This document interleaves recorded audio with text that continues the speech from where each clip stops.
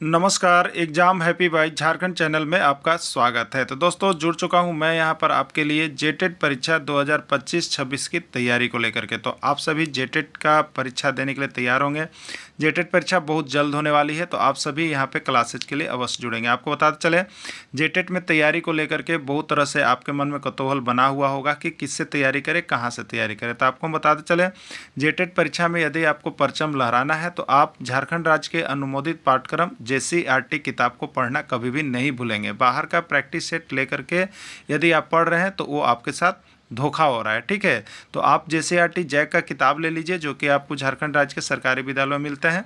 अगर आपको नहीं मिल पाता है तो हम देखिए यहाँ पे झारखंड राज्य के सरकारी विद्यालय से आपको हूबहू हैंड रिटेन नोट्स डेली बना करके, जो आपका न्यू सिलेबस आया है उसके आधार पर यहाँ पर सभी सब्जेक्ट का, चाहे आप 1 से 5 के शिक्षक हो, चाहे 6 से 8 का शिक्षक हो, सभी की तैयारी करवाते हैं। आप घर बैठे यहाँ पर क्षेत्रीय भाषा छोड़ करके सभी सब्जेक्ट का केवल 500 रुपये में तैयारी कर सकते, जिसके लिए देखिए यहाँ पर आपको मोबाइल नंबर दिया गया है 9631054226 पर आप संपर्क करके यहाँ से सभी कोर्सेज परचेज भी कर सकते हैं, तैयारी भी कर सकते हैं। बहुत सारे कोर्सेज बन गए हैं, तो आप अवश्य संपर्क कर लेंगे, घर बैठे ही तैयारी यहाँ से हो जाएगी। चलिए देखते हैं आगे। एवं व्यापक मूल्यांकन CCE का पार्ट 2 हम लेकर के आपके लिए आए हुए हैं, जो कि आपका वस्तुनिष्ठ प्रश्न का सेशन होगा, ठीक है।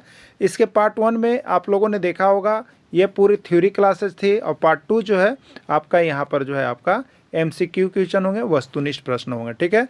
पूरे वस्तुनिष्ठ प्रश्न कहीं ना कहीं राज्य के एग्जाम में आए हुए हैं, इसलिए आप सभी को अंतिम तक अवश्य देखिएगा और यहाँ पे सारे प्रश्नों को बना के जरूर कमेंट कीजिएगा कि आपका कितना सही हुआ, ठीक है। चलिए देखते हैं, शुरू करते हैं आज का वस्तुनिष्ठ प्रश्न। एक अच्छे परीक्षण की विशेषता है वैधता, विश्वसनीयता, वस्तुनिष्ठता या सभी। यूपी टेट 2014 का पूछा गया प्रश्न है, ठीक है।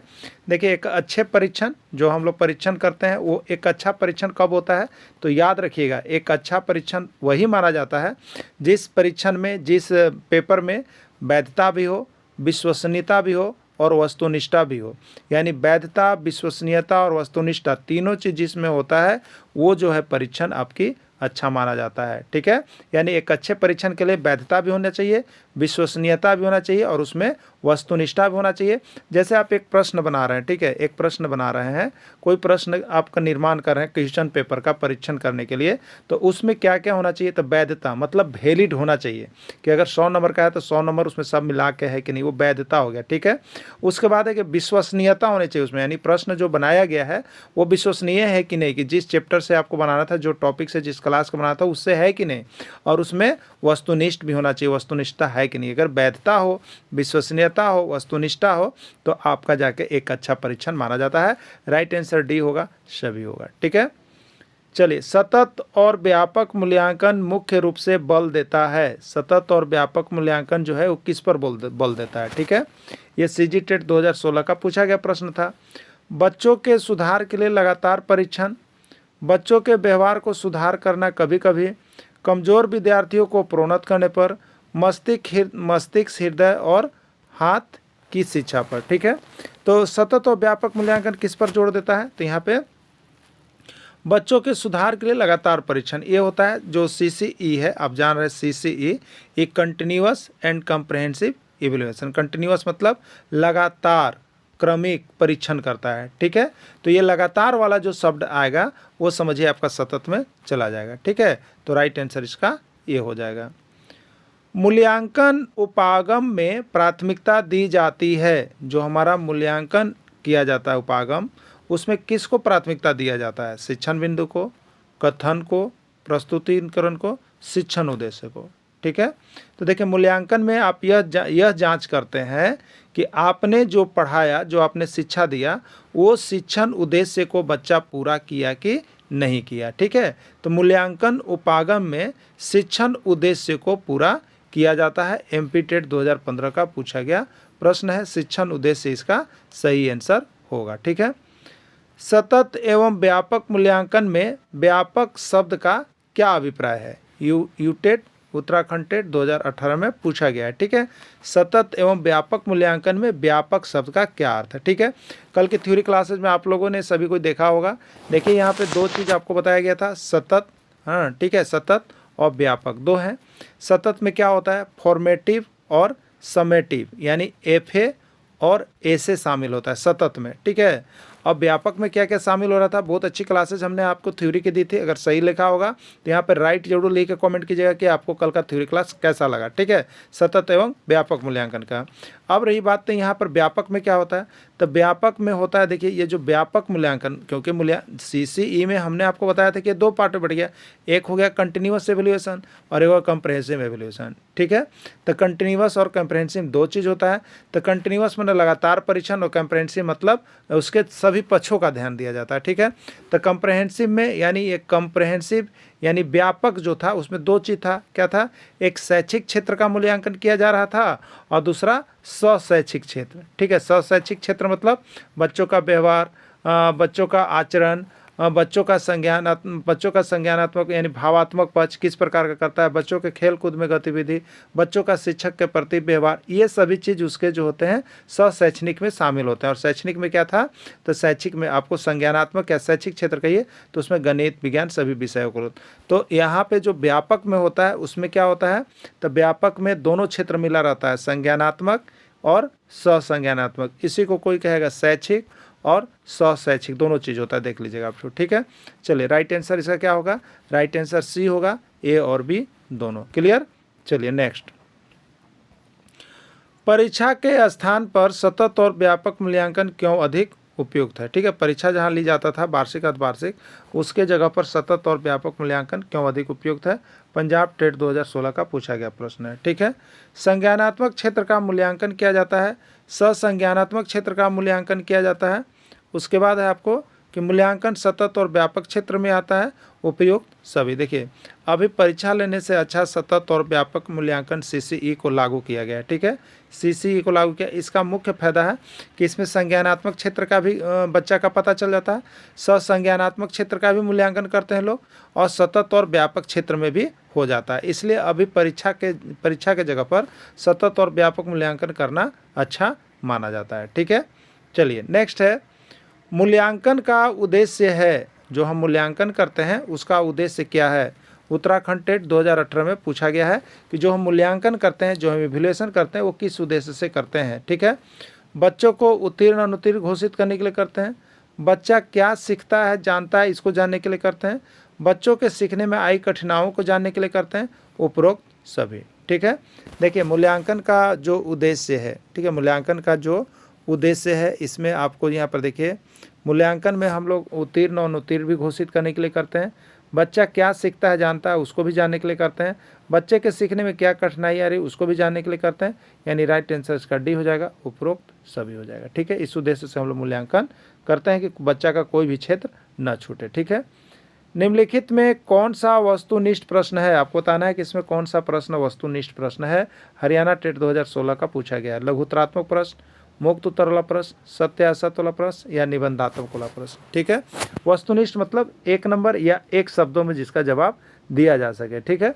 लघुत्तरात्मक तो बहुत ज़्यादा बड़ा होता है, मुक्त उत्तर वाले प्रश्न यानी बड़े छोटे होते हैं, सत्य असत्य ये देखिए वस्तुनिष्ठ प्रश्न है, अगर सत्य है तो हम टिक करेंगे, असत्य है तो काटेंगे, या सत्य है तो केवल सत्य लिखेंगे, असत्य है तो असत्य लिखेंगे। ये 1 शब्द वाले जो प्रश्न आते हैं वो यहाँ पे आपको वस्तुनिष्ठ के अंतर्गत आते हैं, यानी सत्य और असत्य या खाली स्थान भरने वाला जो प्रश्न होता है या 4 गो MCQ क्वेश्चन वो सभी वस्तुनिष्ठ होते हैं, ठीक है। तो राइट आंसर इसका C होगा। विद्यालय आधारित आकलन मुख्य रूप से किस सिद्धांत पर आधारित होता है, विद्यालय में जो आकलन होता है वह किस सिद्धांत पर आधारित होता है, ठीक है। वह किस सिद्धांत पर आधारित होता है आपको बताना है, ठीक है। देखिए वाह्य परीक्षक की अपेक्षा शिक्षक अपने शिक्षार्थियों की क्षमता को बेहतर मानते हैं, किसी कीमत पर विद्यार्थियों को अच्छे ग्रेड देते हैं, वाह्य परीक्षक अधिक अंक देते हैं, कोई नहीं, ठीक है। देखिए विद्यालय आधारित आकलन का जो सिद्धांत है वो इस पर आधारित है कि जो बाहरी परीक्षक आएंगे, जो बाहरी परीक्षक करने वाले हमारे बच्चे को आएंगे, उसकी अपेक्षा जो वहाँ का शिक्षक है वो शिक्षार्थियों की क्षमता को बेहतर रूप से जानता है, ठीक है। मान लीजिए कि आप एक दिन के लिए आपका कहीं पर डिप्टेशन किसी विद्यालय में किया गया वहाँ परीक्षा लेने के लिए, तो उस बच्चों के बारे में आप जितना नहीं जान पाइएगा जितना वहाँ का शिक्षक जो प्रतिदिन पढ़ा रहा है वो उसको जान रहा है, ठीक है। तो इसका सिद्धांत इसी प्रकार ही करता है कि बाह्य परीक्षक की अपेक्षा शिक्षक अपने शिक्षार्थियों की क्षमता को बेहतर मानते हैं। ठीक है, ये आपको विद्यालय आधारित आकलन का सिद्धांत है। ये यूपी टेट 2020 में पूछा गया था। ठीक है, देखिए सारे प्रश्न आपको हमने इसी तरह से सभी सब्जेक्ट का कवर अप यहाँ पे कर दिया है, जिसको आप पढ़ लेते हैं तो पास करने से यहाँ कोई रोक नहीं सकता है। ठीक है, और अच्छे से 2 बार 4 बार इसको देख लिए तो आपको 100+ करने में भी कोई रोक नहीं रहा है। ठीक है, इसलिए आप सभी यहाँ पे चाहे CDP की क्लास है, चाहे हिंदी का है, चाहे आपका यहाँ पे EVS का है, या ज्योग्राफी सेशन है, ये हिस्ट्री है, सबका यहाँ पे हम इसी तरह से आपको सब्जेक्ट बाय सब्जेक्ट बना दे रहे हैं। आप यहाँ से PDF जरूर लेकर के परीक्षा में जाने से पहले तक जरूर पढ़ के जाइएगा। ठीक है, जिससे कि आपका अच्छा मार्क्स आ सके। नहीं तो फिर 2, 3, 4 नंबर के लिए अगर रोइएगा किसी के पास तो ये आप सेल्फ उसका जिम्मेवार होंगे। ठीक है, तो आप जरूर यहाँ से लेकर के जुड़ करके ही क्लास कर लेंगे, सभी क्लासेस ले लेंगे। अगर सिंगल किन्हीं को पेपर लेना है तो 150 रुपये करके मिलेंगे, और बाकी अगर सभी के लिए लेना है क्षेत्रीय भाषा छोड़ के आपको 500 रुपये में सभी का PDF और उसका वीडियो, साथ में आपकी क्लासेज भी ज्वाइन करवा दी जा रही है बहुत ही चीप रेट में। इसलिए आप सभी अवश्य जुड़े और अभी जुड़े। ठीक है, चलिए अगला देखिएगा। ग्रेडिंग, कोडिंग, अंकन और क्रेडिट संचय प्रणाली का कुछ उदाहरण है। कौन सा उदाहरण है? ठीक है, कक्षा में बच्चों की स्थिति का निरूपण, आलेख पत्र में अकादमिक प्रगति, अधिगमकर्ताओं को उपलब्धि के आकलन करें, परीक्षा के उत्तर पत्रों का मूल्यांकन। ठीक है, तो यहाँ पर देखिए ग्रेडिंग क्या होता है, कोडिंग क्या होता है। तो यहाँ पे ग्रेडिंग कोडिंग हम क्या करते हैं, तो जो अधिगमकर्ता होते हैं, ठीक है, जो अधिगमकर्ता होते हैं, जो सीखने वाले होते हैं, उसकी उपलब्धि का हम लोग आकलन जो है यहाँ पे करते हैं। किसका माध्यम से? ग्रेडिंग कोडिंग के माध्यम से हम लोग करते हैं। और ग्रेडिंग कोडिंग किस में आता है? तो FA1 SA1 में हम लोग करते हैं। ठीक है, यानी फॉर्मेटिव असेसमेंट और समेटिव असेसमेंट में करते हैं। ठीक है, अधिगमकर्ताओं की उपलब्धि का आकलन शिक्षकों की सहायता करता है। जो अधिगमकर्ता होते हैं उसका उपलब्धि का जो हम आकलन करते हैं वो शिक्षकों को किस चीज़ में सहायता करता है? ये हरियाणा टेट 2021 का पूछा गया प्रश्न है। समूह बनाने में, सूची तैयार करने में, अधिगम विधि को और अधिक प्रभावशाली बनाने में, या प्रदर्शन का रिकॉर्ड रखने में। ठीक है, देखिए यदि अधिगमकर्ता का आप उपलब्धि का रिकॉर्ड रखे हैं, आकलन करते हैं, तो वो आपको किस चीज़ में सहायता करता है? वो आपको सहायता करेगा कि जो हमारा अधिगम विधि है उसको और अधिक प्रभावशाली कैसे बनाना है। ठीक है, जो आपका अधिगम विधि है, जो लर्निंग मटेरियल आपको है, उसको और अधिक किस तरह से प्रभावशाली बनाए जिससे कि बच्चा यहाँ उपलब्धि अधिक हो, उसका आकलन अच्छा हो। तो ये विधि अच्छा रहेगा कि अधिगम विधि को और अधिक प्रभावशाली बनाने में। ठीक है, राइट आंसर इसका C हो जाएगा। निम्नलिखित में कौन सतत और व्यापक मूल्यांकन से संबंधित नहीं है? देखिए इसमें कौन सतत और व्यापक मूल्यांकन से संबंधित नहीं है आपको बताना है। पंजाब टेट 2016 का पूछा गया प्रश्न है। ठीक है, यह शिक्षण अधिगम प्रक्रिया का एक अभिन्न अंग है। ठीक है, दूसरा, यह विभिन्न शिक्षा क्षेत्रों में बच्चों की उपलब्धि पर केंद्रित है। यह बच्चों का केवल बौद्धिकता जांचता है। इससे भारत के शिक्षा अधिकार अधिनियम द्वारा अनिवार्य किया गया है। ठीक है, देखिए यहाँ केवल वाला जब शब्द आ जाएगा CCE में तो इसको एकदम रॉन्ग कर दीजिएगा, क्योंकि इसमें सब क्षेत्र का जांच होता है। तो यह बच्चों का केवल बौद्धिकता जांचता है, ये जो है आपका असत्य कथन है। ये असत्य कथन है। CCE क्या करता है? तो बच्चों के सभी क्षेत्रों का लगातार जांच करता है। तो ये प्रश्न असत्य है। आपसे पूछा गया था कि इसमें कौन संबंधित नहीं है, तो जो असत्य है वही नहीं संबंधित है। क्या है? सतत और व्यापक मूल्यांकन शिक्षण अधिगम प्रक्रिया का एक अंग बना दिया गया है, इसको लागू कर दिया गया है, इस सभी को करना है। ठीक है, दूसरा है, यह विभिन्न क्षेत्रों में बच्चों को उपलब्धि पर केंद्रित है। तो CCE तो क्या करता है? बच्चों का विभिन्न क्षेत्रों में, व्यापक क्षेत्रों में इसका मूल्यांकन करता है। क्या करता है? व्यापक क्षेत्र में, जिसी को हम लोग व्यापक, जिसको वाइड एरिया में, विस्तृत क्षेत्र में करता है, यही तो CCE का कथन है। तो ये भी बिल्कुल CCE का कथन सही है। अब यहाँ पे देखिए लिख दिया, यह बच्चों का केवल बौद्धिकता, केवल तो कभी भी गलत हो जाए, केवल। ठीक है, यह बच्चों का केवल बौद्धिकता का जांच CCE नहीं करता है, उसके सभी क्षेत्रों का जांच करता है, केवल एक क्षेत्र का नहीं करता, इसलिए गलत है। इससे भारत के शिक्षा अधिकार अधिनियम द्वारा अनिवार्य किया गया, बिल्कुल सही है। CCE को सभी जगहों पर लागू कर दिया गया है, अधिकार अधिनियम का अनिवार्य कर दिया गया है। ठीक है, चलिए अगला, सतत और व्यापक मूल्यांकन का उद्देश्य क्या है? उत्तराखंड टेट 2018 में पूछा गया था। ठीक है, सतत और व्यापक मूल्यांकन का उद्देश्य क्या है? ठीक है, क्या उद्देश्य है? केवल बालक की तर्क शक्ति का मूल्यांकन। ठीक है, केवल शब्द आ गया है, देखिए ये हो सकता है कि आपको गलत हो जाए।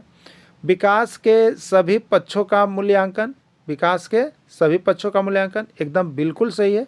सतत और व्याकल मूल्यांकन में क्या होता है, सर्वांगीण विकास कहता है, ठीक है, सर्वांगीण विकास कहता है, ठीक है, इसलिए ये बिल्कुल सही है। उद्देश्य ये है। केवल छात्र के ज्ञान का मूल्यांकन, केवल लग गया, बिल्कुल रॉन्ग, ये छात्र के ज्ञान का ही नहीं करता है, ज्ञान में संज्ञानात्मक और ससंज्ञानात्मक दोनों करता है, भी गलत हो गया। केवल छात्र की समझ का करता है, ये भी गलत हो गया। यानी सतत और व्यापक मूल्यांकन का उद्देश्य इसमें जो चारों में है वह है विकास के सभी पक्षों का मूल्यांकन करता है, ठीक है।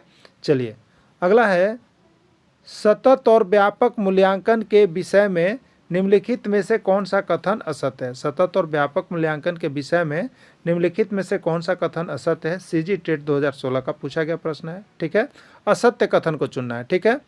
यह शिक्षार्थियों के अंतराल को बढ़ाकर नियमित जांच नहीं करता है, बिल्कुल असत्य है।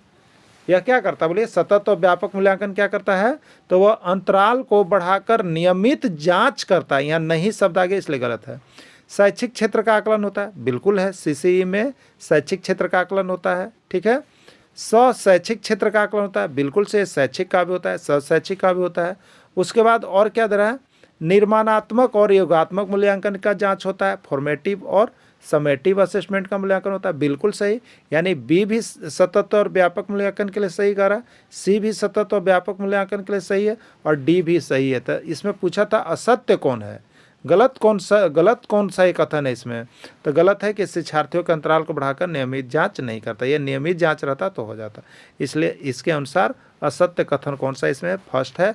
बाकी तीनों कथन जो है आपका सत्य है, ठीक है। सीसीई का पूर्ण रूप है, सीसीई का पूर्ण रूप है, बहुत बार पूछा गया है, हो सके कि आपके एग्जाम में आ जाए। ये पंजाब टेट 2017 में पूछा गया था। तो सीसीई का पूर्ण रूप क्या है, तो यहाँ पे आपको हमने बताया था कंटिन्यूअस, हाँ, सतत, और एक सी का मतलब था कॉम्प्रहेंसिव, और ई का मतलब था इवैल्यूएशन। यानी सतत और व्यापक मूल्यांकन कहते हैं।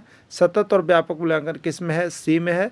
अंग्रेजी वर्ड भी याद कर लीजिएगा, कभी कभी अंग्रेजी देता है। सी से है आपका कंटिन्यूअस, सी से आपका है कंटिन्यूअस एंड, और एक सी का मतलब कॉम्प्रहेंसिव, और ए का मतलब है एवैल्यूएशन, ठीक है। याद रखिएगा, अंग्रेजी में भी कभी कभी प्रश्न ऐसा पूछ दिया जाता है, ठीक है। अगला है, सतत एवं व्यापक मूल्यांकन में दूसरा सी का क्या अर्थ है। सतत एवं व्यापक मूल्यांकन में दूसरा सी का क्या अर्थ है, ठीक है। फर्स्ट सी का मतलब क्या है बताइएगा, कंटिन्यूअस है, कंटिन्यूअस जिसका मतलब होता है सतत, लगातार, ठीक है। और दूसरा सी का मतलब क्या है, कॉम्प्रीहेंसिव जिसका मतलब होता है व्यापक, उसका मतलब होता है समग्र, ठीक है।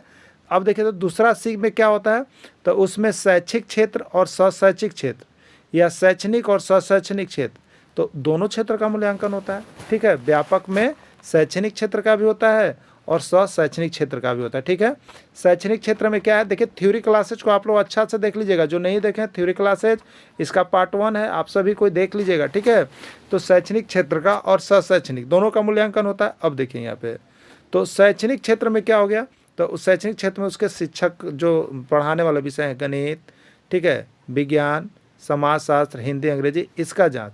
और शैक्षणिक में शिक्षक के प्रति व्यवहार, ठीक है, बच्चों के प्रति व्यवहार, स्कूल में ड्रेस किस प्रकार का है, उसका व्यवहार किस प्रकार का है, खेलकूद में रुचि कैसे, ये उसके शैक्षिक पक्ष है, ठीक है। शैक्षिक है ये शैक्षिक, दोनों पक्ष का जो होता है वो दूसरा सी में आता है, व्यापक मूल्यांकन में आता है, ठीक है।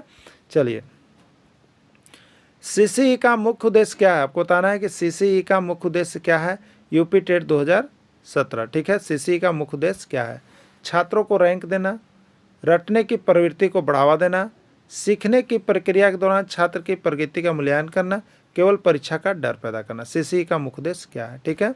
तो छात्रों को रैंक देना ये सीसीई का उद्देश्य नहीं है। रटने की प्रवृत्ति को बढ़ाना ये सीसीई का उद्देश्य नहीं है। सीखने की प्रक्रिया के दौरान छात्र की प्रगति का मूल्यांकन करना ये सीसीई का मुख्य उद्देश्य है, ठीक है।